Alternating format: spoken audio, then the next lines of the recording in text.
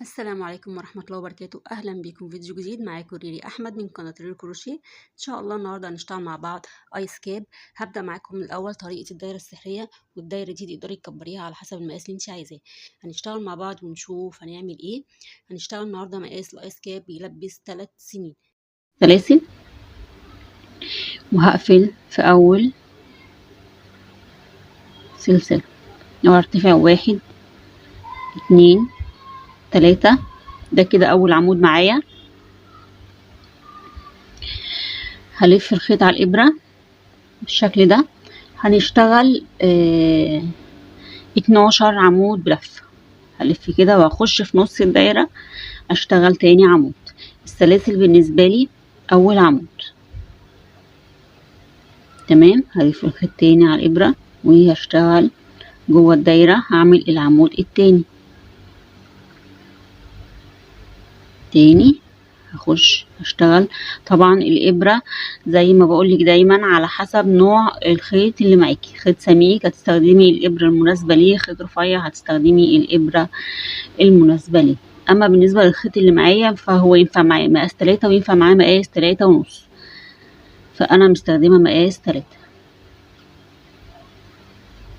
تمام. هشتغل ال 12 عمود بلفة، هكملهم وارجع اقولك هنشتغل بقية السطر ازاي.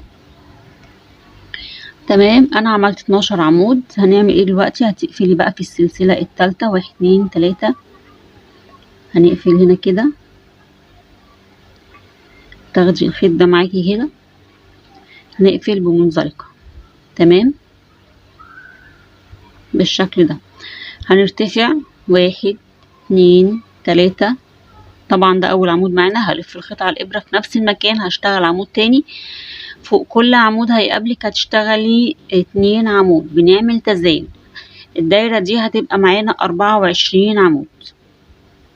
تمام. هنخش بقى فوق العمود التاني وهشتغل 2 عمود في نفس المكان بالشكل ده كده. تمام. تاني هشتغل فوق العمود اللي بعده 2 عمود في نفس المكان.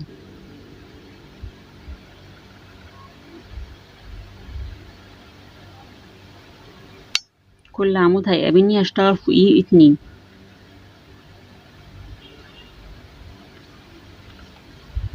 بالشكل ده. في كل عمود هيقابلك هتشتغلي فيه 2 عمود بلفة.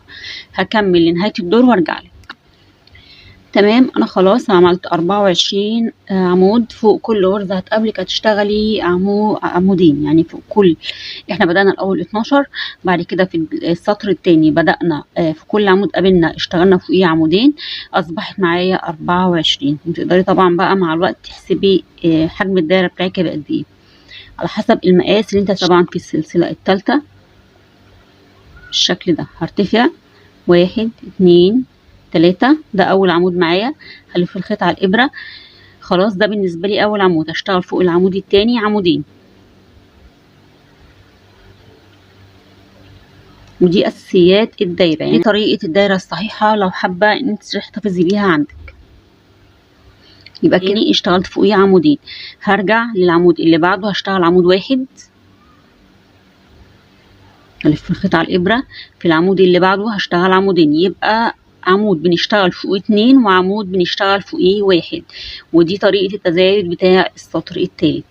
العمود اللي بعده هشتغل عمود واحد بس فوقيه. العمود اللي هيقابلني بعده هشتغل فوقيه 2. يا رب تبقى واضحة. تمام. يبقى عمود فوق العمود ده هنشتغل عمود واحد. بعد كده الف الخيط على الابره هشتغل فوق العمود اللي بعده عمودين. ودي طريقة التزايد. هكمل لنهاية الدور وارجع لك.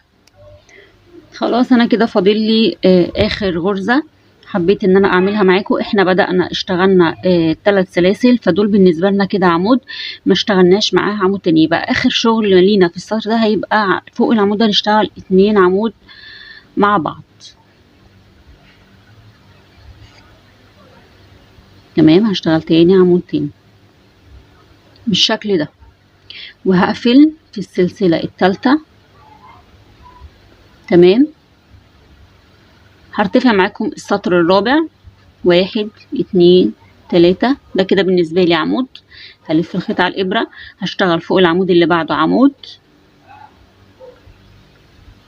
وفي السطر في الغرزة التالتة هشتغل 2 عمود. هنا طريقة التزايد هتبقى في الغرزة التالتة، هشتغل 2 عمود فوق الغرزة دي. تاني هنشتغل عمود واحد فوق الغرزة دي، الغرزة اللي بعدها عمود واحد، الغرزة اللي بعدها هشتغل 2 عمود بلفة.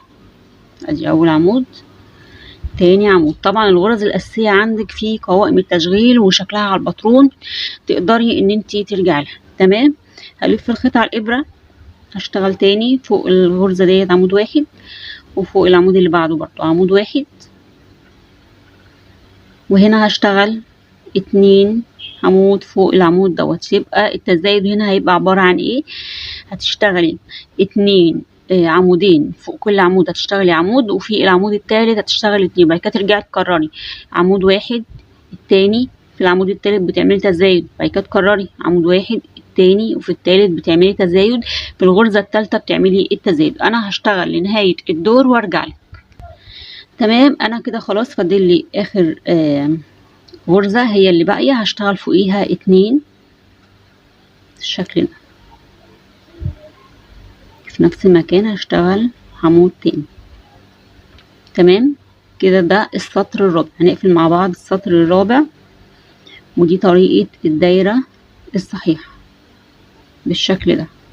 هرتفع 1 2 3، هلف الخيط على الإبرة فوق العمود اللي بعده هشتغل عمود، هلف الخيط على الإبرة فوق العمود اللي بعده هشتغل عمود.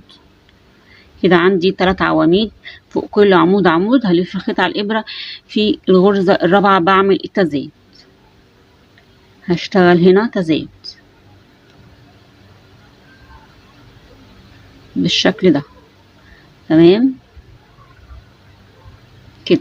تاني هتشتغلي الغرزة الأولى عمود من غير تزايد، الغرزة اللي بعدها عمود برضو من غير تزايد، اللي بعدها برضو مفيش تزايد، بتعملي تزايد في الغرزة الرابعة.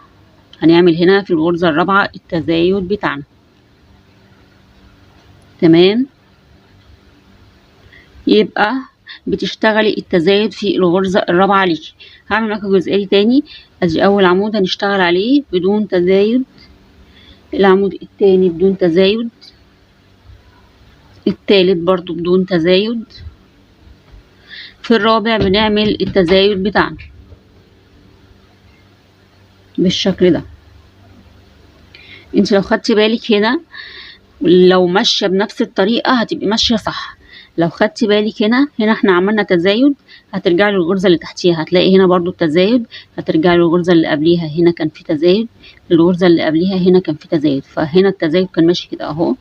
يبقى انا كده ماشيه صح. اشتغلي بنفس الطريقه، الشغل هيطلع معاكي مظبوط. هكمل لنهايه الدور وارجع لك. تمام. هقفل معاكم السطر زي ما متعودين معايا.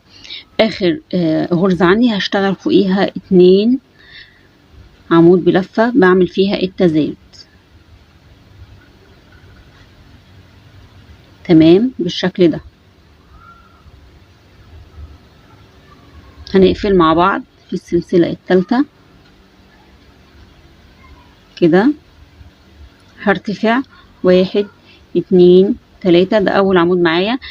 هشتغل معاكي السطر السادس عشان اوريكي طريقة التزايد ازاي، وازاي بتكبر معاكي الدايرة بطريقة مظبوطة. الف الخيط على الابرة، هشتغل فوق العمود اللي بعده عمود، هلف الخيط على الابرة هشتغل فوق العمود اللي بعده عمود،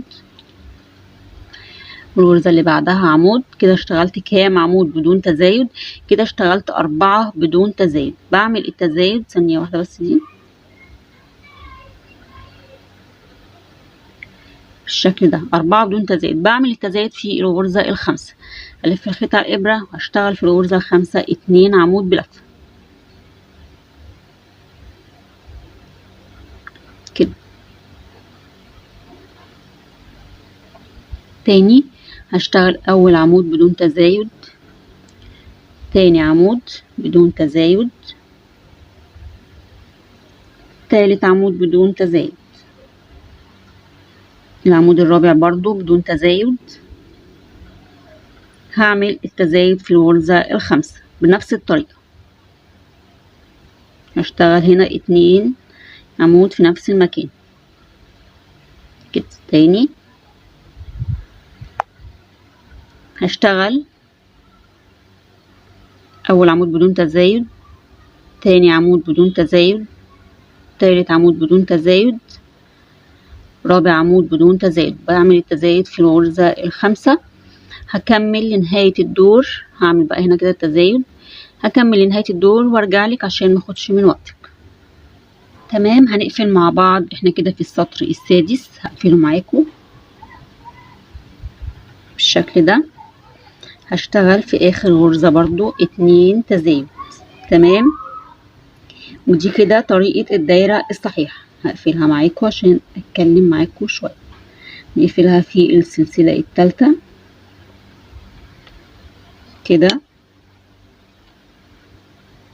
تمام اهي بنفس الشكل كده. دي كده طريقة الدايرة. هرتفع 1 2 3. قبل ما اكمل عايزة اقول حاجة. انا بشتغل هنا ايس كاب مقاس 3 سنين. مقاس ال3 سنين على الباترون اهو كده 14 سنتي. تمام، ثانية واحدة. 14 مقاس ال3 سنين على الباترون. يعني الدايرة قطر الدايرة معانا يبقى 13.5 ل 14. تمام. السلاسل هعمل ايه؟ السلسلة اللي احنا واقفين عندها ملناش دعوة. هنزل في السلسلة التانية واسحب الخيط بتاعي كده. تمام، تاني هروح على السلسلة اللي بعدها واخش واسحب الخيط. خدنا السلسلة التانية والسلسلة التالتة. هنخش في نفس العمود اللي احنا واقفين عنده، نسحب الخيط ونطلع. وبعد كده اخش الغرزة اللي بعدها اسحب الخيط واطلع. بعد كده العمود اللي بعده اسحب الخيط واطلع. عندي كام كده حلقة على الابرة؟ عندي 6 لفات. 1 2 3 4 5 6. اسحبهم كلهم مرة واحدة وهقفل عليهم بغرزة منزلقة. تاني هخش. بصوا احنا واقفين هنا اهو. الغرزة اللي احنا قفلنا بيها اهي. هتخش هنا كده وتسحبي الخيط وتطلعي وتاخدي من هنا اخر فتلة اهي. وبعد كده تخشي في الغرزة اللي انت سحبتي منها الخيط. تمام، وبعد كده بتاخدي عمودين. ادي اول عمود وادي تاني عمود. عندي كام على الابرة قبل ما اقفل؟ 1 2 3 4 5 6. عندي 6 حلقات. هاخدهم كلهم مرة واحدة وهقفل عليهم بمنزلقة بالشكل ده. دي اسمها غرزة النجمة، بتتكون من سطرين. ده اول سطر معايا. تمام، هخش تاني في الغرزة اللي احنا قفلنا بيها اهي، اللي هي قافلة على الغرز كلها. وهخش هنا هاخد الفتلة الاخيرة وهنزل فوق العمود اللي احنا كنا طالعين منه. وبعد كده بتاخدي العمودين اللي بعد كده. ادي عمود وادي العمود اللي بعده. عندي كام حلقة؟ 1 2 3 4 5 6. هاخدهم كلهم وهقفل عليهم بمنزلقة بالشكل ده. تاني عاملة معاكي مرة كمان. هتخشي في الغرزة اللي احنا قفلنا بيها على الغرز هنا اهي، تسحبي خيط. بعد كده تخشي تنزلي عند الفتلة الأخيرة وتسحبي خيط. بعد كده تنزلي عند الغرزة اللي انت كنت واقفة عندها وسحبتي منها خيط. ادي معايا 4 حلقات على الإبرة. فاضل لي العمودين اللي باخد منهم خيط.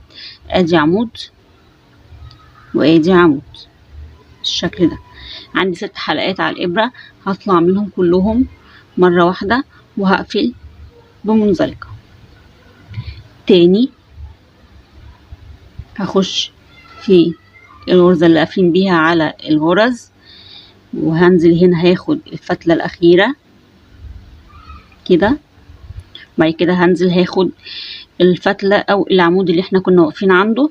بعد كده تاخدي من العمودين اللي بعد كده. ادي عمود وادي عمود. عندي 6 حلقات على الابرة، هسحبهم كلهم واقفل بمنزلقة بالشكل ده. هكمل لنهاية الدور وارجع نكمل مع بعض اخر نجمة مع بعض. هخش كده في الغرزة زي ما احنا متعودين، وبعد كده هسحب الخيط برضو من هنا، وبعد كده هخش هنا.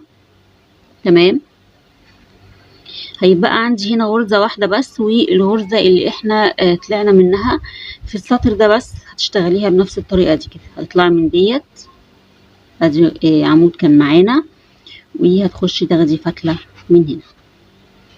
عندك كام حلقة على الإبرة؟ 1 2 3 4 5 6. هتطلعي منهم كلهم مرة واحدة بالشكل ده، بس مش هنقفلهم. هخش في الغرزة اللي هنا اهي، لو بصينا هنا هتلاقي فتلتين فوق اهم، هتقفلي فيهم بمنزلقة. تمام، هنرتفع سلسلة، وممكن ترتفعي سلسلتين، الانسب ليكي اعمليه. تمام، هلف الخيط على الابرة. عندي بقى السطر ده كله هنشتغله غرز نص عمود. عندك هنا هنرتفع سلسلة كمان عشان شغلي يبقى مرتاح اكتر. عندك هنا الحلقة ديت اللي احنا قفلنا بيها على النجمة اهي، اللي قفلنا بيها على ال6 حلقات اللي كانوا معانا.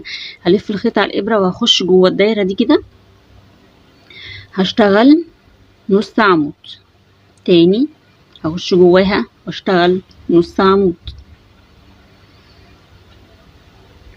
بصي هتيجي هنا هتلاقي برضو الدايرة اللي قافلة على النجمة اهي، يا رب تبقى واضحة. هتخشي كده جواها وتشتغلي نص عمود. شغلنا كله السطر ده هيبقى في الحلقة دي. هتشتغلي، هتخشي جوه الدايرة تشتغلي العمود التاني. بتشتغلي في كل دايرة بتقابلك بتشتغلي جواها 2 نص عمود بالشكل ده كده. هخش جواها وهشتغل 2 نص عمود. هنا الدايرة هتشتغلي جوه الدايرة دي 2 نص عمود، بعد كده تنتقلي على طول للدايرة اللي بعديها تشتغلي 2 نص عمود، وهكذا في كل دايرة هتقابلك هتشتغلي 2 نص عمود. لو بصيتي كده هتلاقي النجمة بدأت تظهر معانا، وجمال الغرزة هيبدأ يظهر معاكي. هشتغل لنهاية السطر وارجع لك هشتغل معاكي المرة دي كمان اهي. دي المركز بتاع غرزة نص عمود، هتخشي كده تشتغلي جواها 2 نص عمود في المركز بتاع النجم، 2 نص عمود. تمام بالشكل ده كده. وهاجي هاخد الغرزة دي اول غرزة اشتغلناها في السطر، غرزة نص عمود. هخش فوق راس العمود ده كده او نص العمود ده كده، وهطلع بمنزلق. هرتفع بقى 1 2 سلاسل ارتفاع، ما تعتبرهاش اي حاجة. السطر ده عندك حل من 2، يا تشتغلي نص عمود زي ما انا هشتغل، يا اما تشتغلي غرزة نجمة تاني من اول. فانا هشتغل غرزة نص عمود في كل غرزة هتقابلني. اعمل اي حاجة تاني هنا في السطر ده كده. تمام، نص عمود بالشكل ده، تاخدي ال3 حلقات اللي على الابرة. تاني غرزة نص عمود في كل غرزة هتقابلك لحد نهاية الدور وارجع. خلاص وصلت لنهاية الدور وعملت اخر غرزة نص عمود. هنبدأ نشتغل مع بعض السطر الجديد. هتقفلي في اول نص عمود انت اشتغلتيه. تمام بالشكل ده. تاني هكرر بقى معاكي جزئية السطر بتاع النجمة عشان تبقى عارفة هتبدأي ازاي بعد ما بتعملي غرز الحشو. هترتفعي 1 2 3 بالشكل ده كده. تمام، ارتفعت 3 سلاسل. هتيجي عند الغرزة اللي احنا واقفين عندها لأ، هتنزلي في الغرزة التانية بالشكل ده وتسحبي فتلة. بعد كده تنزلي على الغرزة اللي بعديها وتسحبي فتلة. بعد كده هتخشي في الغرزة اللي انت واقفة عندها وتسحبي فتلة، بس عايزين الحلقة الخلفية. تسحبي فتلة وتاخدي من العمود ده والعمود اللي بعده، يعني بناخد الغرزة وبناخد من العمودين اللي بعد كده. تاني هكررها معاكي. عندي 6 حلقات على الإبرة، هطلع منهم كلهم مرة واحدة وهقفل عليهم بسلسلة بالشكل ده. هتكرري، هتنزلي في الغرزة اللي انت قافلة بيها على الغرز وتسحبي الخيط بالشكل ده. بعد كده تنزلي تاخدي الفتلة الاخرانية بالشكل ده. بعد كده تنزلي في عند الغرزة اللي انت واقفة عندها، عندك 4 حلقات على الابرة، هتاخدي الغرزة اللي جاية واللي بعدها، ادي غرزة، ادي الغرزة التانية بالشكل ده. 6 حلقات على الابرة، بتطلعي منهم مرة واحدة بتقفلي. وبعد ما هتخلصي السطر ده بالشكل ده هتقفلي زي ما انا عملت معاكي بالظبط كده. وبعد كده ترتفعي السطر اللي بعده بسلسله او بسلسلتين على حسب ما حضرتك شايفه الشغل قدامك عامل ازاي. وبعد كده تبداي تشتغلي في كل غرزه بتاعت نجمه بتشتغلي فيها 2 نص عمود 2 نص عمود 2 نص عمود. والسطر الفاصل ما بين غرزه النجمه، السطر الفاصل ما بين غرزه النجمه و يعني انت ممكن تشتغلي الايس كاب ده تشتغليه غرز نجم ورا بعض، يعني السطرين بتوع النجمه، بعد كده تبداي التاني السطر التالت تبداي تشتغلي غرز نجمه جديده. القرار ليكي. انا هنا اشتغلت السطرين بتوع النجمه والسطر الفاصل اشتغلت نص عمود، وبعد كده هرجع اشتغل غرزه النجمه، وبعد كده هرجع اشتغل نص عمود لحد الارتفاع اللي انا عايزاه، وبعد كده هرجع اقول لك هنكمل مع بعض بقيه الايس كاب ازاي. تمام، انا خلاص اشتغلت غرزة نجمة وغرزة نجمة، يعني عملت 3 أسطر. غرزة نجمة طبعا مكونة من سطرين، ومعاكي سطر نص عمود اللي أنا بشتغله فاصل ما بين كل غرزة نجمة، فاشتغلت كده 3 مجموعات. أدي مجموعة التانية التالتة 3 سلاسل. هتلف الخيط على الإبرة، احنا كده واقفين فوق الغرزة دي. هتاخدي العمود اللي بعده اللي هو النص عمود اهو، غرزة النص عمود، وتزقيها على قدام وتاخديها كده بالشكل ده. تلفي الخيط على الابره، دي غرزه نص عمود التاني، هتلفي الابره كده من ورا وتقومي زقه العمود لورا وسحبه الغرزه كده وطالعه. ثانيه واحده. يبقى هتشتغلي السطر ده سطر امامي عمود امامي وسطر عمود خلفي، يعني عمود امامي وخلفي. تمام. تاني الغرزه ديت او العمود دوت امامي، هاخده امامي، هقوم داخله كده بالابره وشغلاه امامي. يبقى السطر ده هيبقى عباره عن عمود امامي وعمود خلفي. هتلفي الخيط على الابره، العمود اللي بعده هتزقي كده الابره تطلعيها من ورا وتقومي زقه العمود لورا وشغلاه خلف. هلف الخيط على الابره، العمود اللي بعده هاخده امامي بالشكل ده. تاني وهكذا.